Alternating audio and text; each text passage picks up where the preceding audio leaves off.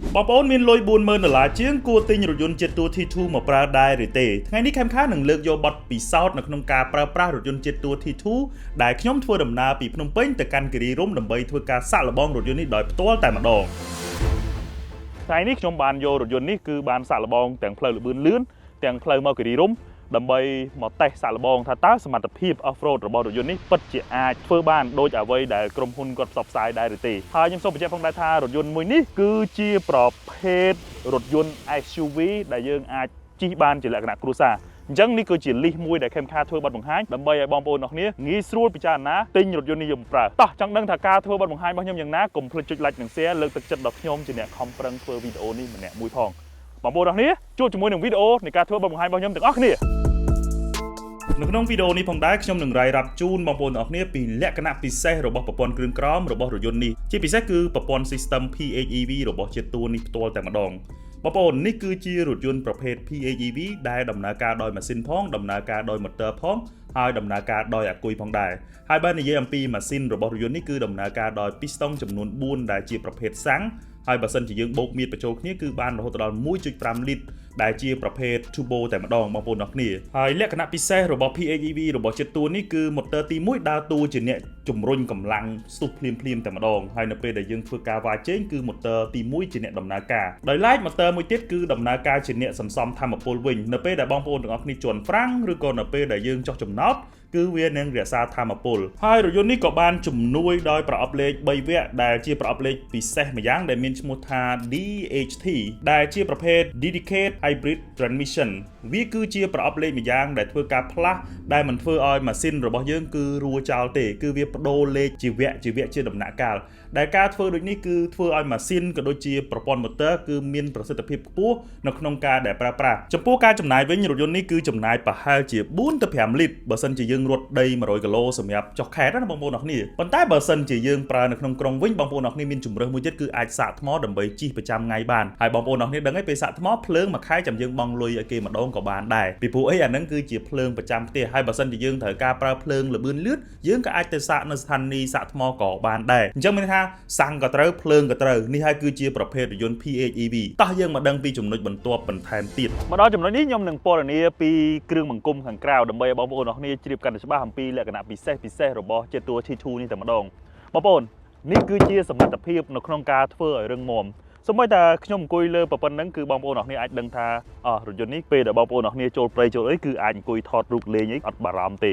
េបងប្អូនអត់មានកពិតអីបន្តិចទេគឺរូបរាងរបស់វា design មកគឺហាប់ណែនតែម្ដងអូខេអញ្ចឹងយើងចូលមកដល់ចំណុចមួយទៀតគឺពាក់ព័ន្ធនឹងការពណ៌នាពីខាងមុខបងប្អូនមើលជាមួយនឹងភ្លើងមុខ LED នេះគឺ design មកគឺបែបលក្ខណៈថា lucky អញ្ចឹងនៅពេលដែលបងប្អូនអរគ្នាវាយពាក្យថា lucky នៅក្នុង emoji បងប្អូនអរគ្នានឹងឃើញរូបស្លឹកឈើមួយដែលបែកជា4ហ្នឹងគឺតំណាងឲ្យភ្លើងនឹងតែម្ដងដែលភ្លើងមួយនេះគឺ design ដូចគ្នាជាមួយនឹងស្លឹកឈើហ្នឹងបងប្អូនអរគ្នាមើលទៅគឺរូបរាងស្តៀងគ្នាពីមុខចំតែម្ដងគឺមានអក្សរជាតិតួដែលមានជាមួយនឹងភ្លើង LED តែម្ដងប៉ុន្តែលក្ខណៈពិសេសរបស់រថយន្តនេះគឺបងប្អូនអរគ្នាឃើញទេគឺមានជាមួយនឹងទំពក់សម្រាប់ឲ្យយើងអូសប៉ុន្តែរថយន្តនេះមានជាមួយនឹង mood សម្រាប់យើងចុចឧបសគ្គឬក៏ប្រើប្រាស់នៅក្នុងស្ថានភាពផ្លូវលំបាកអីក៏ដោយប៉ុន្តែបើសិនជាសមត្ថភាពប៉ុណ្ណាក៏ដោយតែកលទ្រូងហើយគឺនៅដូចតែគ្នាទេបងប្អូនអរគ្នាជាតិតួក៏បានដាក់ជាមួយនឹងទំពក់ងាយស្រួលយើងអូសអញ្ចឹងពេលដែលយើងដើរលេងជាក្រុមអីចឹងទៅពេលដែលយើងមានបញ្ហាជាប់អីគឺយើងអាចអូសបានប៉ុន្តែជាចំហុកធម្មតាល្មមគឺมันអាចធ្វើឲ្យរថយន្តនេះពិបាកទេហើយសម្រាប់ការជិះរបស់ខ្ញុំគឺរថយន្តនេះមិនងាយនឹងរេកង់មិនងាយនឹងគេហៅថាធ្វើការល្អិលទេគឺតប់លំនឹងបានល្អបងប្អូនអរគ្នាហើយជាពិសេសគឺភ្លើងរបស់វាគឺបំភ្លឺផ្លូវបានច្បាស់មិនថាទាំងយប់ឬក៏ទាំងថ្ងៃទេបងប្អូនមើលពីចំហៀងវិញរថយន្តនេះគឺបានបំពាក់ជាមួយនឹងយ៉ាន់កង់រហូតដល់20អ៊ីងបងប្អូនអរគ្នា20អ៊ីងហើយមានជាមួយនឹងបាឌីចំហៀងសម្រាប់តប់ជាមួយនឹងសាច់ភក់អីចឹងរថយន្តនេះអត់សូវប្រឡាក់ទេឃើញតែខ្ញុំលុតដំរៀងធ្ងន់តិចដែរតែអត់សូវប្រឡាក់ទេហើយកន្លែងនេះក៏មានឈ្នាន់ជើងសម្រាប់យើងជន់ឡើងកន្លែងនេះមួយទៀតបងប្អូនអរគ្នាគឺសម្រាប់បងប្អូនអរគ្នាពេលដែលអ្នកដែលចូលចិត្តដាក់អីវ៉ាន់មិនថាកង់ឬក៏មិនថាអីទេគឺយើងអាចបំពាក់ accessory បានសម្រាប់ជាតិតួ T2 នេះចំណុចមួយនេះបងប្អូនអរគ្នាខ្ញុំចាប់អារម្មណ៍ខ្លាំងមែនទែនបងប្អូនដឹងអានេះគេដាក់មកសម្រាប់អីហ៎គឺជាអត្តសញ្ញាណមួយសម្រាប់អ្នកដែលចូលព្រៃជ្រៅគឺគេនឹងចងខ្សែកាបពីកន្លែងនេះមកកន្លែងនេះដើម្បីការពារជាមួយនឹងមេឃឈើវៃជាមួយនឹងកញ្ចក់នេះបែករថយន្តដែលមានកាតព្វកិច្ចនៅក្នុងការ design បែបនេះគឺមិនមានច្រើនទេនៅលើពិភពលោកណាបងប្អូនអរគ្នាហើយដោយឡែកបងប្អូនអរគ្នាមកមើលពីចំហៀងនេះវិញកន្លែងនេះមួយគឺគេបានដាក់អត្តសញ្ញាណរបស់គេតែម្ដងគឺ PHEV ដែលជាប្រភេទរថយន្តមួយដែលប្រើប្រាស់ជាមួយនឹងម៉ាស៊ីនសម្រាប់សាកថ្មហើយប្រើប្រាស់ជាមួយនឹង motor សម្រាប់បង្វិលកង់ អញ្ចឹងឧបមាថាវាខុសពីរថយន្តគេហៅថាអគ្គិសនីឧបមាថាបងប្អូនអរគ្នាត្រូវការទៅស៊ីមៀបយប់ឡើងត្រឡប់មកវិញអត់ចាំបាច់សាកថ្មទេគឺចាក់សាំងមកវិញតែម្ដងប៉ុន្តែបើសិនជាបងប្អូនអរគ្នាត្រូវការជិះនៅក្នុងទីក្រុងចិត្តត្រឹម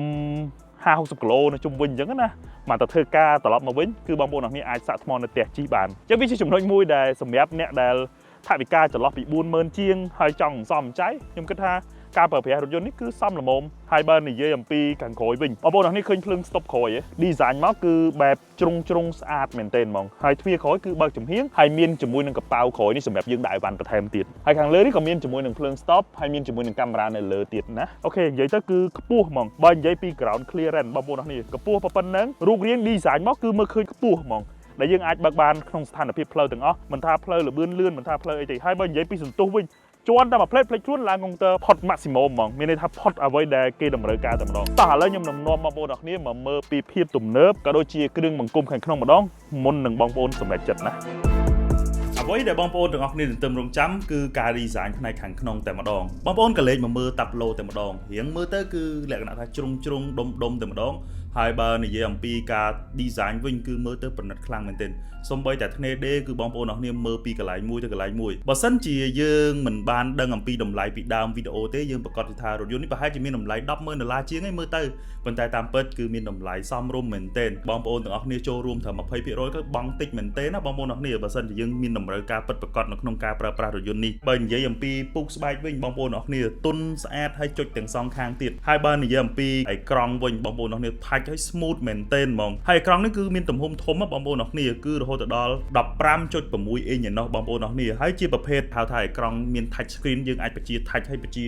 ទូទៅមកតួឡាននឹងទាំងមូលគឺទៅលើអេក្រង់នឹងផ្ទាល់តែម្ដងហើយបងប្អូនអរគ្នាអេក្រង់ប៉ុណ្្នឹងហើយណាបងប្អូនអរគ្នាមិនបាច់ភ័យថាតើប្រព័ន្ធដំណើរការរបស់វាតាក់ឬក៏យឺតទេគឺវាដំណើរការដោយបន្ទះ chip Snapdragon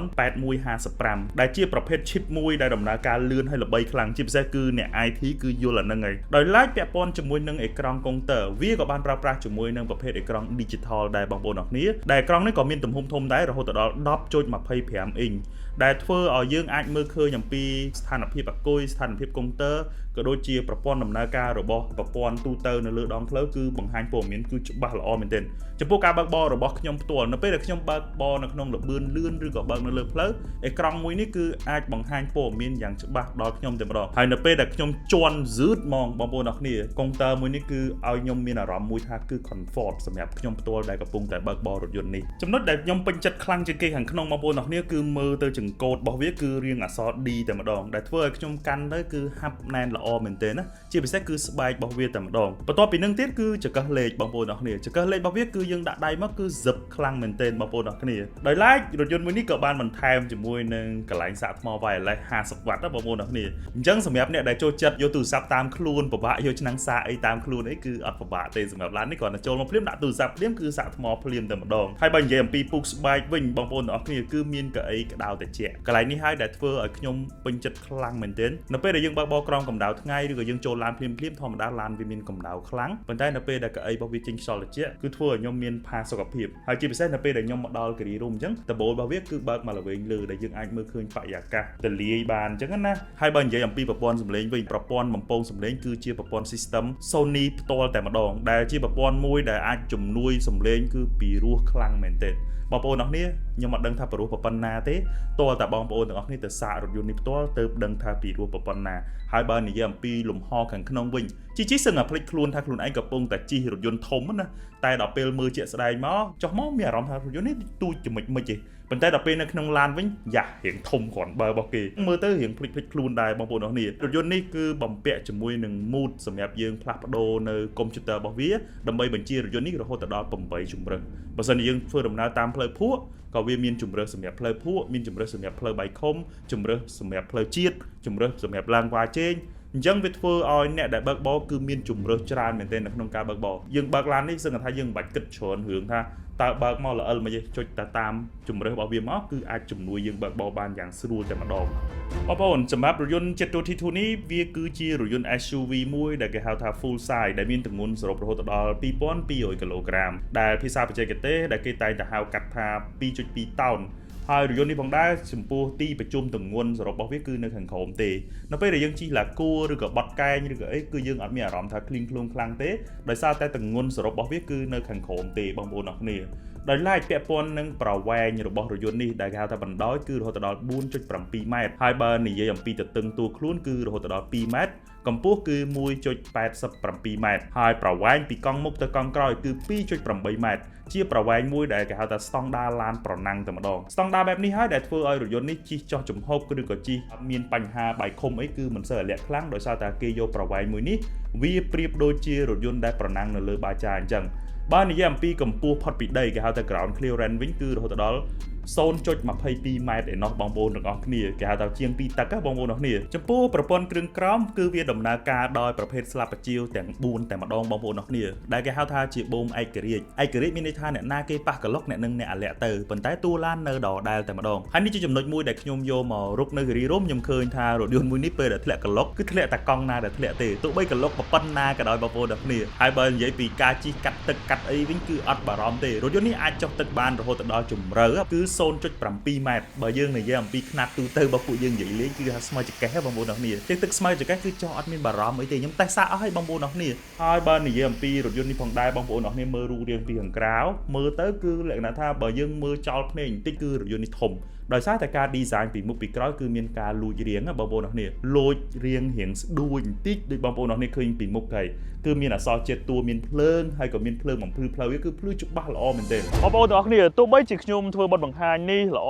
ប៉ុណ្ណាវីដេអូច្បាស់ប៉ុណ្ណាក៏មិនដូចអ្វីដែលបងប្អូនទាំងអស់គ្នាទៅភ្លក់ទៅសាកល្បងបើកដោយផ្ទាល់ដែរអញ្ចឹងសម្រាប់បងប្អូនទាំងអស់គ្នាបើសិនជាបងប្អូនទាំងអស់គ្នាចង់ភ្លក់រសជាតិជាមួយនឹងជាតិតួ T2 ថាតើវាស្ទុះប៉ុណ្ណាតើបើកទៅវា comfort ប៉ុណ្ណាមុខស្បែកទន់ប៉ុណ្ណាចង្កូតទន់ប៉ុណ្ណាគឺបងប្អូនទាំងអស់គ្នាអាចទៅសាកល្បងដោយ free តែម្ដងគឺនៅជាតិតួ showroom ផ្លូវលេខ 6A តែម្ដងបងប្អូនទាំងអស់គ្នាអាចតាក់ទងទៅកាន់ page ជាតិតួ Cambodia ក៏បានបងប្អូនទាំងអស់គ្នាអាចបើកសាកជាមួយនឹងរថយន្តនេះដោយផ្ទាល់មុននឹងសម្រេចចិត្តជ្រើសរើសពីខ្ញុំខេមខានៅក្នុងការធ្វើបទបង្ហាញខ្ញុំតែងតែចង់ឲ្យបងប្អូនទាំងអស់គ្នាទៅសាកល្បងដោយផ្ទាល់នៅក្នុងការដែលទៅបើកបរវាត្រូវជាមួយនឹងតម្រូវការរបស់បងប្អូនដែរឬអត់បើសិនជាត្រូវនឹងតម្រូវការរបស់បងប្អូនអានឹងរត់តែពិសេសតែម្ដងអញ្ចឹងជាចុងបញ្ចប់នៃវីដេអូសូមគោរពជូនពរបងប្អូនទាំងអស់គ្នាជួបគ្នានៅវីដេអូនៃការ review ក្រោយៗទៀតបងប្អូនទាំងអស់គ្នា